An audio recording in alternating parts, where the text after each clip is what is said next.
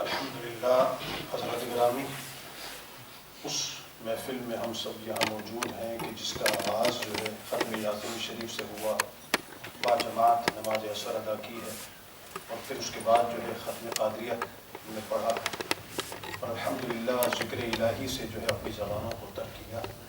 اللہ تعالیٰ قبول فرمائے۔ آمین۔ محترم حضرات، رسول کریم صلی اللہ علیہ وسلم کا ارشاد مبارکہ ہے کہ خیر الناس من ينفع الناس، او کما قال النبی صلی اللہ علیہ وسلم۔ یہاں خیر بمعنی اخیر ہے، اس میں تفصیل ہے، یعنی تم سے بہترین شخص وہ ہے تم میں، بہترین انسان وہ ہے تم میں کہ جس سے دوسرے انسانوں کو نفع پہنچے۔ حضرات، علماء و مشائخ بلا شبہ ہمارے سروں کے تاج ہیں۔ یہ قرآن پاک میں جو ارشاد ہے انما یخشی اللہ من عبادہ العلماء، کہ بے شک جو خشیت ہے نا اللہ تبارک و تعالیٰ کی اس کے بندوں میں، وہ علماء کے پاس ہے۔ اچھا، جو عالم نہیں ہے تو کیا ان کے پاس خشیت نہیں ہے؟ ان کے پاس بھی ہے، لیکن ان کے پاس جو یہ خشیت الہی ہے وہ علماء کے صدقے ہے۔ یہ علماء عظام ایسی شخصیات کہ ماشاءاللہ جن سے ایک عالم جو ہے فیضیاب ہو رہا ہوتا ہے، اور جو شخصیت ہمارے درمیان جلوہ گر ہے وہ فن خطابت سے تو آپ کہہ لیں کہ اس طرح سے اس فن کی مہارت رکھتے ہیں کہ جس کے لیے وہ شاعر نے کہا نا کہ یہ شہنشاہ خطابت کا درجہ رکھتے ہیں کہ خطیب جو ہے وہ اپنی خطابت پہ ناز کرتا ہے۔ یعنی جو خطیب ہوگا نا وہ اپنی خطابت پہ ناز کرے گا کہ میری خطابت ہے یہ، لیکن بعض لوگ ایسے بھی ہوتے ہیں، قبلہ صاحبزادہ جیسی شخصیت، کہ خطیب اپنی خطابت پہ ناز کرتا ہے لیکن خطابت جو ہے وہ شہنشاہ خطابت پہ ناز کرتا ہے۔ مجمع ہزاروں کا ہو، ایک عالم جب حضرت کو سن رہا ہو، ہم نے دیکھا ہے کہ ماشاءاللہ کتنے لوگ ہیں کہ حضرت کو سن کے جو ہے کتنوں کے عقیدے درست ہوئے ہیں، کتنوں کے اعمال درست ہوئے ہیں۔ ماشاءاللہ آپ کی زبان میں وہ اثر ہے۔ ماشاءاللہ میں دیکھ رہا ہوں آج کئی احباب ایسے بھی ہیں جنہیں میں برسوں کے بعد یہاں دیکھ رہا ہوں، تو میں انہیں بھی خوش آمدید کہتا ہوں، بہت خوشی ہے مجھے ماشاءاللہ، لیکن اتنا کہتا ہوں کہ اگر وہ نہیں آتے تو ان کی کمی ہمیں محسوس ہوتی ہے۔ تو اب تو بہرحال مبارک مہینے ہیں ماشاءاللہ، کوشش کریں مستقل جو ہے یہ سلسلہ جو ہے وہ جاری رہے۔ اور آج چھٹی کا دن تھا، تعطیل کا دن تھا، اور میں دیکھتا ہوں کہ اکثر لوگ جو ہے نیدرلینڈ کے جو رہنے والے ہیں، ماک مکس آئٹ کہ مسلمان ہیں، نان مسلم ہیں، تو وہ جو ہے چل چل کے یہ دن گزارتے ہیں، چلتے رہتے ہیں، چلتے رہتے ہیں۔ تو اس دن جو ہے ماشاءاللہ اتنے لوگ آ گئے ہیں، یہ حضرت کا فیض ہے ماشاءاللہ، اور مزید ماشاءاللہ لوگوں کے آنے کا سلسلہ جو جاری و ساری ہے۔ قبلہ حضرت جو ہیں مریم ویلفیئر سوسائٹی، یہ ادارہ کہ ماشاءاللہ ہزارہا لوگ جو ہیں، ہزارہا لوگ ماشاءاللہ ان کی جو بیمار پرسی کے لیے اور ان کے علاج معالجے کے لیے حضرت کے توسل سے جو ہے ان کے لیے راہیں کھلی ہوئی ہیں۔ ماشاءاللہ یہ وہ ادارہ ہے جو بڑھ چڑھ کر جو ہے خدمات دینیہ میں بھی اور انسانیت کی خدمت کے لیے بھی کوشاں ہے۔ اور میں ایک ہمارے بھائی، ان کا ذکر نہ کروں تو احسان فراموشی ہوگی، میں تنویر احمد صاحب، ماشاءاللہ ان کے ہم بہت شکر گزار ہیں مسجد کی انتظامیہ اپنی جانب سے کہ یہ حضرت کی آمد کے سلسلے میں جو ہے یہ ہمارا یہ ایک بہت تعاون رہا، بھرپور ان کا تعاون رہا۔ ہم ان کے لیے بہت دعا گو ہیں کہ اللہ تعالیٰ ان کی کاوشوں کو بھی قبول فرمائے۔ یہ جس ادارے کا میں نے تذکرہ کیا مریم ویلفیئر سوسائٹی، ماشاءاللہ اس ادارے کو چلانے کے لیے بھی حضرت کے دست و بازو بنے ہوئے ہیں ماشاءاللہ تنویر احمد صاحب، اللہ تعالیٰ انہیں جزائے خیر عطا فرمائے۔ ہمیں بلا تاخیر جو ہے ان نعتیہ اشعار پر حضرت کو خطاب کے لیے دعوت دے رہا ہوں کہ کیا خوب کہا ہے شاعر نے کہ ذرے اس خاک کے تابندہ ستارے ہوں گے۔ یہ کوئی عام خاک کی بات نہیں ہے، یہ ستارے جو ہے یہ تابندہ ستارے کون سے ذرے ہوں گے، یہ توجہ طلب ہے کہ ذرے اس خاک کے تابندہ ستارے ہوں گے، یہ وہ ذرے ہیں کہ آقا جس جگہ آپ نے نالین اتارے ہوں گے، جس جگہ آپ نے نالین اتارے ہوں گے۔ اور بوئے گل اس لیے پھرتی ہے چھپائے چہرہ۔ گل کی خوشبو ہے، لیکن گل کی خوشبو ہونے کے باوجود بھی وہ اپنا چہرہ جو ہے وہ چھپائے پھر رہی ہے۔ اس کا ریزن کیا ہے؟ اس کی وجہ کیا ہے؟ بوئے گل اس لیے پھرتی ہے چھپائے چہرہ کہ گیسو سرکار دو عالم نے سوارے ہوں گے، گیسو سرکار دو عالم نے سوارے ہوں گے۔ یہ آخری شعر جو میں پڑھ رہا ہوں، اگر سمجھ آ گیا تو کمال ہو جائے۔ کیا شعر لکھا ہے ماشاءاللہ! اللہ اکبر! شاعر نے کہ تجھ کو حوروں کی طلب ہے نہ جنت کی خواہش۔ اب یہ کون ہے ایسا دنیا میں کہ جسے حوروں کی بھی طلب نہیں ہے، جنت کی بھی خواہش نہیں ہے؟ کیا ریزن کیا ہے اس کا؟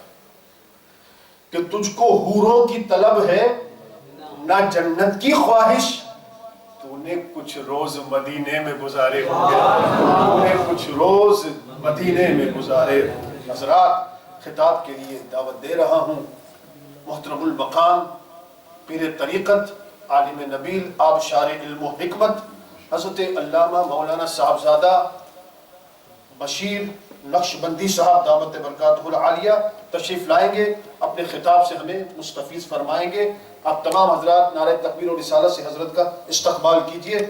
نعرہ تکبیر، نعرہ رسالت، نعرہ حیدری، نعرہ غوثیہ، علماء اہل سنت، آپ صاحبزادہ غلام بشیر نقشبندی صاحب۔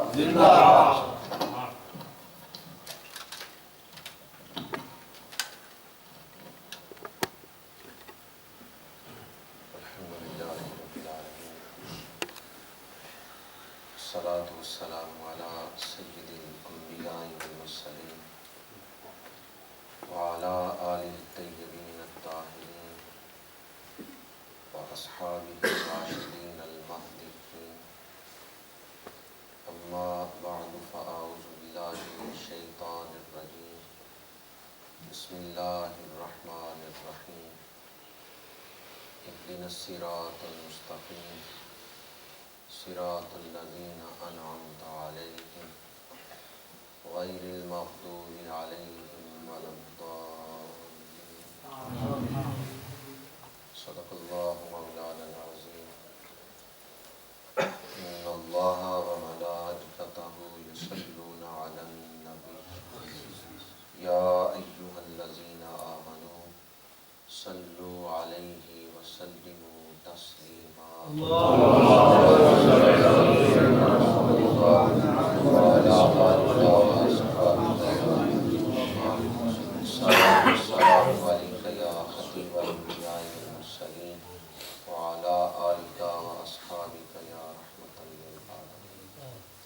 حمد بے حد مر خدائے پاک را، آنکھ نیما داد مشت خاک را۔ تمام تعریفیں اس ذات کے لیے جس کے سوا کوئی عبادت کے لائق نہیں، ہر حمد اس ذات کے لیے جس کا کوئی شریک نہیں ہے۔ وہ واجب الوجود ہے، باقی ہر شے ممکن الوجود ہے۔ وہ خالق ہے، باقی ہر شے اس کی مخلوق ہے۔ وہ بے نیاز ہے، باقی ہر شے اس کی نیاز مند ہے۔ وہ الہ ہے، باقی ہر شے عبد ہے۔ ہر حمد اس ذات کے لیے جس کا ذکر دلوں کا سکون ہے، جس کی یاد مردہ دلوں کو زندہ کر دیتی ہے، جس نے ہمیں وجود بخشا اور زندگی عطا فرمائی ہے، بے شمار نعمتیں عطا فرمائی ہے۔ جس زمین پر ہم زندگی گزار رہے ہیں، یہ زمین ہم نے خود نہیں بنائی، یہ اللہ کی بنائی ہوئی ہے۔ جس ہوا میں سانس لے رہے ہیں، یہ آکسیجن ہم نے خود نہیں بنائی، یہ اللہ کی بنائی ہوئی ہے۔ جس روشنی میں چل رہے ہیں، یہ سورج اللہ کی مخلوق ہے۔ جس غذا سے جسم کا نظام چلا رہے ہیں، یہ غذا اللہ کی عطا ہے۔ گننا شروع کریں تو گنتی ختم ہو جائے گی، اللہ کی نعمتیں ختم نہیں ہوں گی۔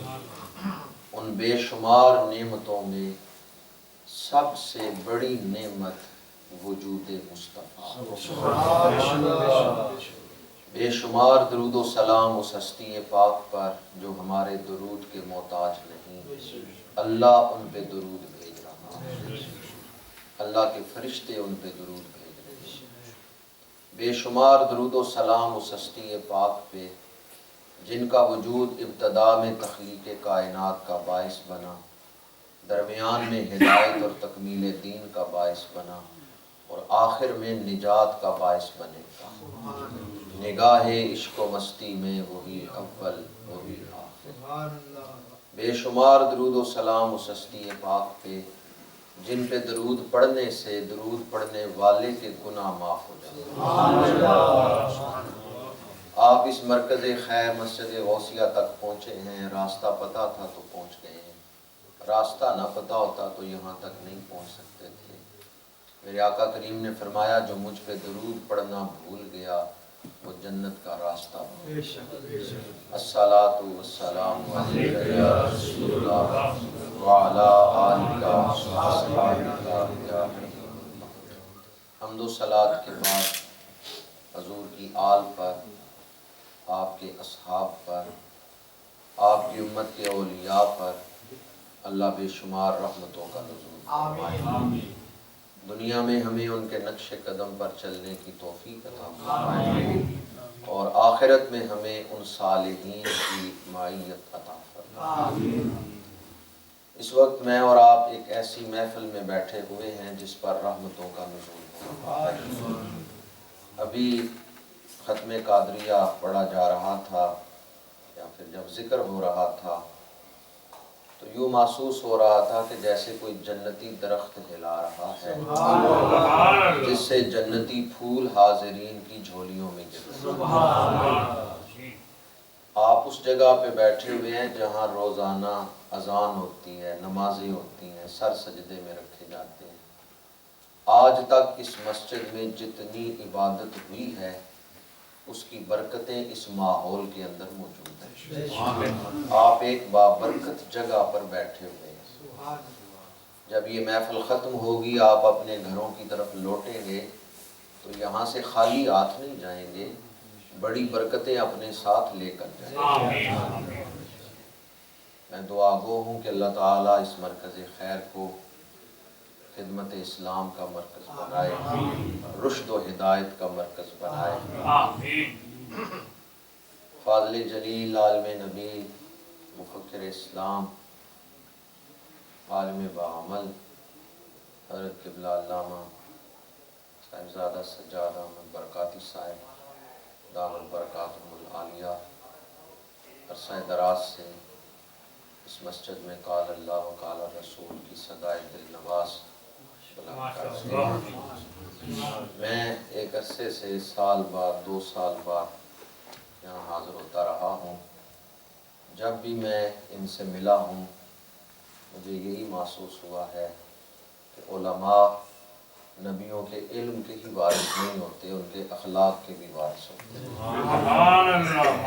اس مسجد کی انتظامیہ کے لیے بھی دعا گو ہوں کہ اللہ تعالیٰ انہیں اجر عظیم عطا فرمائے۔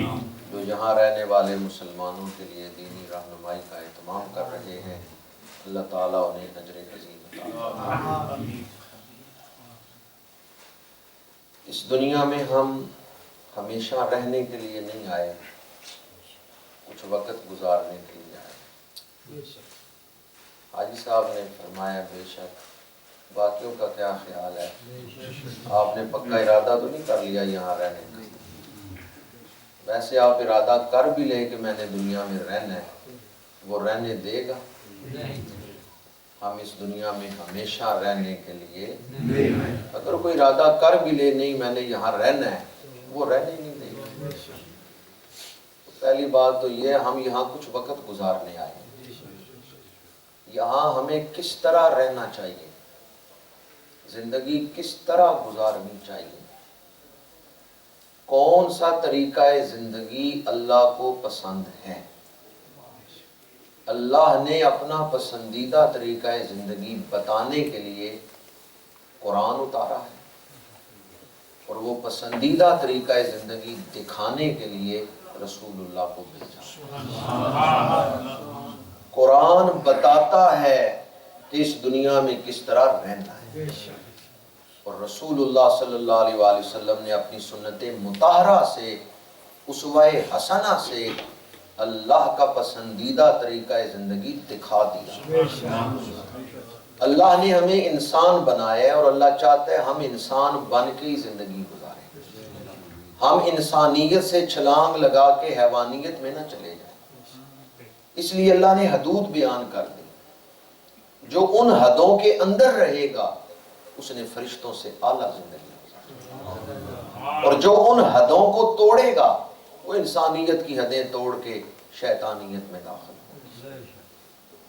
انسان کی سب سے بڑی ضرورت یہ ہے کہ ہم ان حدوں سے آگاہی حاصل کریں جو اللہ کریم نے ہمارے لیے متعین فرمایا۔ انسان کی سب سے بڑی ضرورت یہ ہے ہم اللہ کے پسندیدہ طریقہ زندگی کو جانے کہ کون سا طریقہ دنیا میں رہنے کا، کون سا طریقہ اللہ کو پسند ہے۔ اس لیے انسان کی سب سے بڑی ضرورت ہدایت ہے۔ انسان کی سب سے بڑی ضرورت کیا ہے؟ ہدایت۔ اپنی مرضی سے ہم اللہ تعالیٰ سے بہت کچھ مانگتے ہیں، یا اللہ دولت دے، شہرت دے، عزت دے، منصب دے، اولاد دے، اولاد کی خوشیاں دے۔ اپنی مرضی سے ہم اللہ سے بہت کچھ مانگتے ہیں۔ کبھی اللہ سے بھی پوچھا ہے کہ پروردگار تیری مرضی کیا ہے، ہم کیا چیز تجھ سے مانگیں؟ آج اپنی مرضی سے نہیں مانگنا، آج تیری مرضی سے مانگنا۔ تو کیا چاہتا ہے، ہمیں کیا